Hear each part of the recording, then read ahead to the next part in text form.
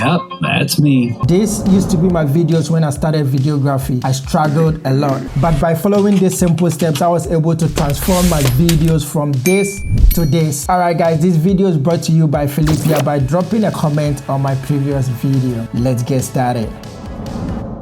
Step 1. Pick your scene. When picking the scene, I either use my phone or the camera that I'll be using to shoot the video. Search for a good angle where you're going to shoot the video. I mostly go with the corners in the room. Quick tip, watch a lot of YouTube videos to get inspiration when it comes to finding good angles. Once you find a good spot, fix the camera on a tripod at that very spot. Create some space between you and the background so you can get that blurry background. And as you can see on my decks and my background, there's a lot of stuff that I need to move away. Try to move things away so you can have a clean sheet to start with. And now it looks nice and clean, so we can start working with this. Step 2. Switch off the lights. Switch off all the lights in the room and also all screens in the room. Block all windows with dark curtains or with a black cloth. Also, you can block it with a black trash bags. I use that trick a lot for my music videos. Step 3. Smile a lot.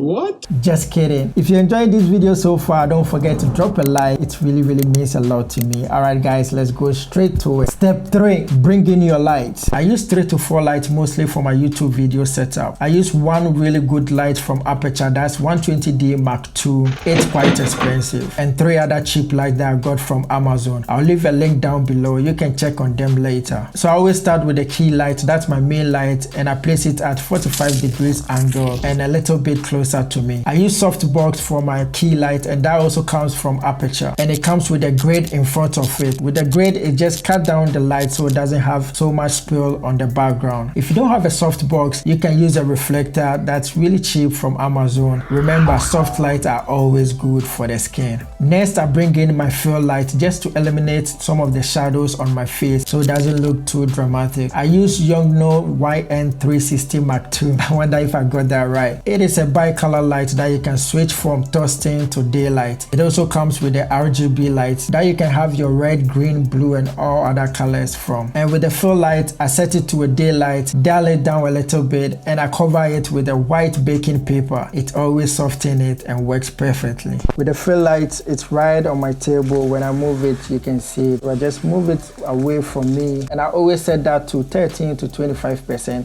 so it doesn't outshine my main key light. Next, I bring in the rim light just to flash it on my shoulders and also helps separate myself from the background. I place that opposite the key light, move it a little bit until I can see it on my shoulders. I use another Yongnuo YN360 Mark II for that. The last light that I use is the practical light that I got from IKEA. I have a dimmable bulb in it, so it's easier to dim it down a little. It is really short, so I fixed it on a cheap light stand that I got from a secondhand shop. Then I cover it with a white paper so it pops a little bit behind me. The black kind of fade in the background. Later, I just point that towards the wall art that I have at my background so it doesn't look boring. Step 4. Camera settings. I set my camera to manual focus, and there's one trick that I always use to nail my focus. I place an object in the chair that I'll be sitting in. Then I set my focus on that very object, move the object away, and with that, my focus will always be locked in whenever I sit in my chair to record. I shoot with Lumix GH5 in a very flat profile. My camera white balance is set to 5500 just to match with my key light color temperature. And that's how I light up my YouTube videos. Alright guys, catch you on the next one. Peace.